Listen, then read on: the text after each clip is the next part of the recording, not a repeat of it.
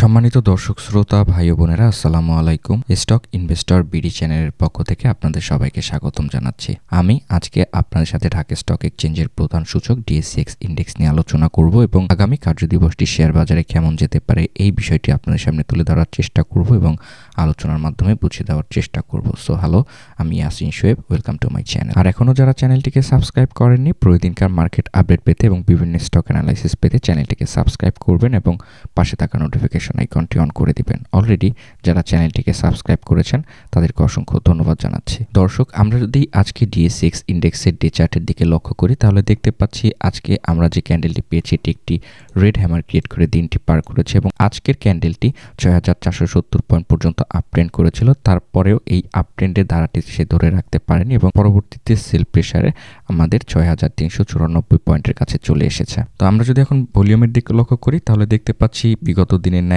আজকেও একটি red volume এবং লেনদেনের পরিমাণটি বিগত দিনের তুলনায় কিছুটা কম হয়েছে। তো বিস্তারিতভাবে আলোচনায় যাওয়ার আগে আজকে যদি আমরা মার্কেট মুভমেন্টটি একটু লক্ষ্য করি তাহলে দেখতে পাচ্ছি আজকে আমাদের শেয়ার বাজারের দিনটি শুরু হয়েছিল ৬৪২৪ পয়েন্টের কাছ থেকে। দিনটি হাই করেছিল ৬৪৬৯ পয়েন্টের কাছে এবং দিনটি লো করেছিল ৬৩৯১ পয়েন্টের কাছে এবং মার্কেট ক্লোজ করেছে ৬৩৯৪ পয়েন্টের কাছে এবং মার্কেট মুভমেন্ট লক্ষ্য করলে দেখতে পাচ্ছি ৩০ পয়েন্ট ডাউন ট্রেন্ডে গিয়েছে। গ্রাফ চার্টের দিকে লক্ষ্য করলে দেখতে পাচ্ছি দিনের প্রথম ভাগ থেকেই আমাদের বাজারটি ঊর্ধ্বমুখী ছিল এবং দিনের মধ্যভাগ থেকে কিন্তু সেল প্রেসারে আমাদের বাজারটি ডাউন ট্রেন্ডের দিকে চলে এসেছে।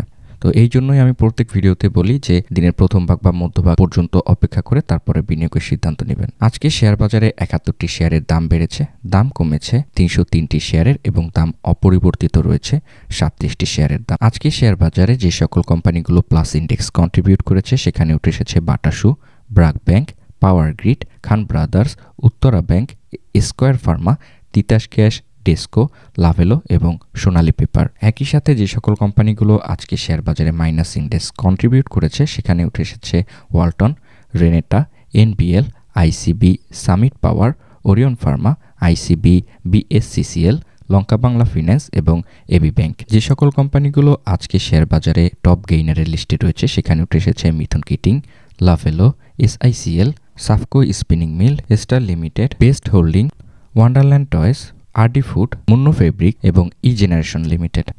একই সাথে যে সকল কোম্পানিগুলো আজকে শেয়ার বাজারে টপ লুজারের লিস্টে রয়েছে first Agrani mutual fund, BD Thai, OAL, KPPL, ICB, Sonali bank first mutual fund, western marine shipyard, NBL, advent pharma, হুয়াং সিরামিক এবং সেন্ট্রাল ফার্মা। যাই হোক, আমরা যদি এখন ডিএসসিএক্স ইন্ডেক্সের সাপোর্ট এবং রেজিস্ট্যান্স লাইনটিকে একটু লক্ষ্য করি তাহলে দেখতে পাচ্ছি বর্তমানে আমাদের প্রথম যে সাপোর্ট লাইনটি রয়েছে এটি রয়েছে ৬৩৪৭ পয়েন্টের কাছে। দ্বিতীয় যে আমাদের সাপোর্ট লাইনটি রয়েছে এটি রয়েছে ৬৩০০ পয়েন্টের কাছে এবং তৃতীয় যে আমাদের সাপোর্ট লাইনটি রয়েছে এটি রয়েছে ৬২৬৭ পয়েন্টের কাছে। তো আমরা যদি এখন রেজিস্ট্যান্স লাইনটিকে একটু লক্ষ্য করি তাহলে দেখতে পাচ্ছি বর্তমানে আমাদের প্রথম যে রেজিস্ট্যান্স লাইনটি রয়েছে এটি রয়েছে ৬৪০২ পয়েন্টের কাছে।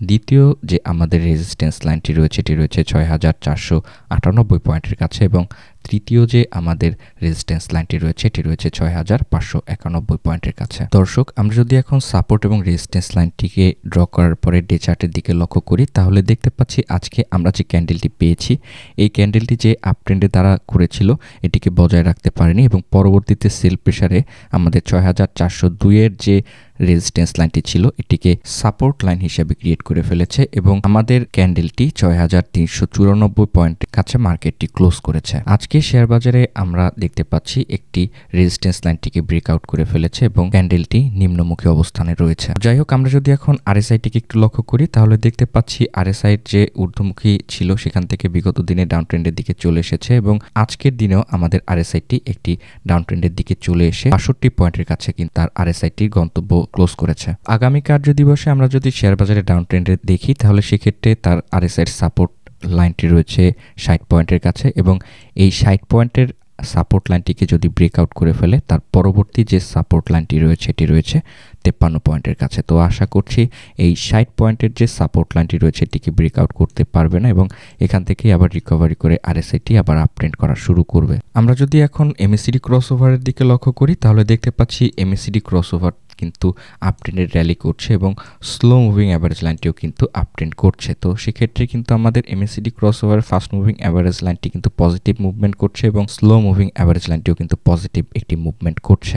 তো MACDর ফাস্ট মুভিং অ্যাভারেজ লাইন ও স্লো মুভিং অ্যাভারেজ লাইন থেকে কিন্তু আমরা পজিটিভ সিগন্যাল পাচ্ছি, সেখান থেকে কিন্তু আমরা কোনো নেতিবাচক কোনো কিছু দেখছি না। তো আমরা যদি এখন হিস্টোগ্রামের ভলিউমের দিকে লক্ষ্য করি তাহলে দেখতে পাচ্ছি যে আমাদের বিগত দিনের যে আপট্রেন্ডের র্যালিকে ধরে রাখতে পারেনি এবং আজকে আমরা একটি নেতিবাচক ভলিউম পেয়েছি MACD ক্রসওভারের ক্ষেত্রে, এবং বিগত দিনের যে স্ট্রং একটি ভলিউম আমরা লক্ষ্য করতে পেরেছিলাম সেক্ষেত্রে কিন্তু আজকের ভলিউমটি কিন্তু অনেকটাই কমে এসেছে। তো MACD ক্রসওভারের হিস্টোগ্রামের ভলিউম থেকে কিন্তু আমরা কোনো পজিটিভ সিগন্যাল পাচ্ছি না। তো আমরা যদি এখন মুভিং অ্যাভারেজ ইন্ডিকেটরটি যদি একটু লক্ষ্য করি তাহলে দেখতে পাচ্ছি মুভিং অ্যাভারেজ লাইনটি কিন্তু বর্তমানে ঊর্ধ্বমুখী অবস্থানে রয়েছে এবং মুভিং অ্যাভারেজ থেকে কিন্তু আমরা পজিটিভ সিগন্যাল পাচ্ছি। কিছু কিছু ইন্ডিকেটর পজিটিভ মুভমেন্ট দেখালেও আমাদের অনেকগুলো ইন্ডিকেটরে কিন্তু নেতিবাচক দেখাচ্ছে, যেমন MACD ক্রসওভার থেকে কিন্তু আমরা পজিটিভ সিগন্যাল পাচ্ছি, বাট MACD ক্রসওভারের হিস্টোগ্রাম ভলিউম থেকে কিন্তু আমরা পজিটিভ সিগন্যাল পাচ্ছি না। RSI থেকেও কিন্তু আমরা কোনো পজিটিভ সিগন্যাল পাচ্ছি না এবং RSI 60 পয়েন্টের এখানে একটি সাপোর্ট জোন রয়েছে, এটি কিন্তু একটি স্বস্তিদায়ক এবং ক্যান্ডেলস্টিক প্যাটার্ন লক্ষ্য করলে দেখতে পাচ্ছি ক্যান্ডেলটি বড় ধরনের নেতিবাচক অবস্থানে রয়েছে এবং MA ক্রসওভার থেকে কিন্তু আমরা পজিটিভ সিগন্যাল পাচ্ছি। তো মূল কিছু ইন্ডিকেটর থেকে কিন্তু আমরা নেতিবাচক অবস্থায় দেখতে পাচ্ছি। তো আগামী কার্যদিবসে আপনারা যারা চিন্তা ভাবনা করছেন বিনিয়োগ করবেন, অবশ্যই মার্কেটটি ভালোভাবে যাচাই করে তারপরে বিনিয়োগের সিদ্ধান্ত নেবেন, যেহেতু আমাদের 6402 পয়েন্টের যে সাপোর্ট লাইনটি রয়েছিল এটিকে যেহেতু ব্রেকআউট করে ফেলেছে এবং 6394 পয়েন্টের কাছে এসে বর্তমানে অবস্থান করছে, সেক্ষেত্রে অবশ্যই একটু ভালোভাবে মার্কেটটি যাচাই করে তারপরে বিনিয়োগের সিদ্ধান্ত নেবেন। তো আগামী কার্যদিবসটি আশা করছি আপস এবং ডাউনের মাধ্যমে যাবে, বাই প্রেশারও থাকবে এবং সেল প্রেশারও থাকবে। আজকে শেয়ার বাজারে যে ডাউন ট্রেন্ডের র্যালি আমরা লক্ষ্য করতে পেরেছি এটি কিছুটা প্যানিক সেলের কারণে এবং কিছুটা প্রফিট টেকিং এর কারণে। তো আগামী কার্যদিবসটি যদি ডাউন ট্রেন্ডে যায় সেক্ষেত্রে আমাদের 6347 পয়েন্ট পর্যন্ত নিচে আসতে পারে এবং এখান থেকে আবার ঘুরে দাঁড়াতে পারে বলে আমি ধারণা করছি শেয়ার বাজারটি। তো ধন্যবাদ সবাইকে আমার এই ভিডিওটি দেখার জন্য। এখনও যারা আমার এই চ্যানেলটিকে সাবস্ক্রাইব করেননি, প্রতিদিনকার মার্কেট আপডেট পেতে এবং বিভিন্ন স্টক অ্যানালাইসিস পেতে চ্যানেলটিকে সাবস্ক্রাইব করবেন এবং পাশে থাকা নোটিফিকেশন আইকনটি অন করে দিবেন। অলরেডি যারা চ্যানেলটিকে সাবস্ক্রাইব করেছেন তাদেরকে অসংখ্য ধন্যবাদ জানাচ্ছি। আপনার এবং আপনার পরিবারের সবার সুস্বাস্থ্য এবং মঙ্গল কামনায় ভিডিওটি শেষ করছি। আমার জন্য দোয়া করবেন এবং আমার পরিবারের জন্য দোয়া করবেন। আসসালামু আলাইকুম।